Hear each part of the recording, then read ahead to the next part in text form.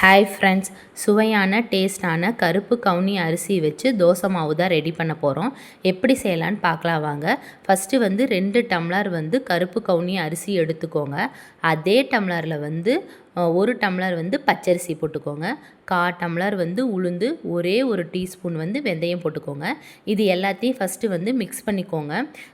இப்போ பார்த்திங்கன்னா 2-3 டைம் நல்லா கழுவிக்கோங்க. ஏன்னா இதில் மண் தூசி இருக்கும். அதனால் நல்லா கழுவிக்கோங்க. முடிஞ்ச அளவுக்கு ஒரு 4-5 டைம் கூட கழுவிட்டு நல்ல தண்ணி ஊற்றி ஊற வச்சுருங்க. ஒரு 5 மணி நேரம் இல்லைன்னா ஒரு 6 மணி நேரம் இந்த அரிசி ஊறணும். அப்போ தான் உங்களுக்கு மாவு சாஃப்டாக வரும்.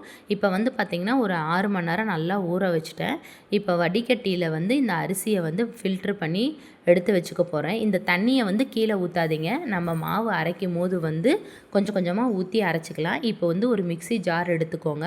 இந்த அரிசியை போட்டுக்கோங்க. அது கூடவே பார்த்திங்கன்னா அவளை ஒரு 10 நிமிஷத்துக்கு முன்னாடி ஊற வச்சுருந்தேன், அதையும் போட்டுக்கோங்க. இப்போ பார்த்திங்கன்னா நம்ம அந்த வடிகட்டி வச்சுருந்த தண்ணியையும் கொஞ்சம் கொஞ்சமாக ஊற்றி மாவு நல்லா நைஸாக அரைச்சி எடுத்து வச்சுக்கோங்க. இது பார்த்திங்கன்னா உங்களுக்கு நல்லா ஹெல்த் பெனிஃபிட் நிறையா இருக்குது. வெயிட் லாஸ்க்கு ரொம்ப யூஸ்ஃபுல்லாக இருக்கும். ட்ரை பண்ணி பாருங்கள். இப்போ நான் மாவு புளிக்க வைக்கிறதுக்கோசரம் உப்பு போட்டுட்டு நல்லா கரைச்சி விட்டு ஒரு 8 மணி நேரம் புளிக்க வைக்க போகிறேன். இந்த மாவு புளிச்சிச்சுன்னா கொஞ்சம் கலர் சேஞ்ச் ஆகும். இப்போ மாவு நல்லா புளிச்சிருச்சு. நான் தேவையான அளவு மாவு எடுத்து தண்ணி ஊற்றி கரைச்சி வச்சுக்கிட்டேன்.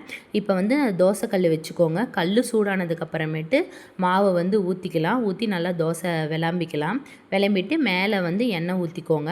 நல்லா வெந்து வந்ததுக்கப்புறமேட்டு திருப்பி போடுங்க. திருப்பி போட்டு இதை நீங்கள் சாம்பார், சட்னி எதுக்கு வேணாலும் இதை வச்சு சாப்பிடலாம்.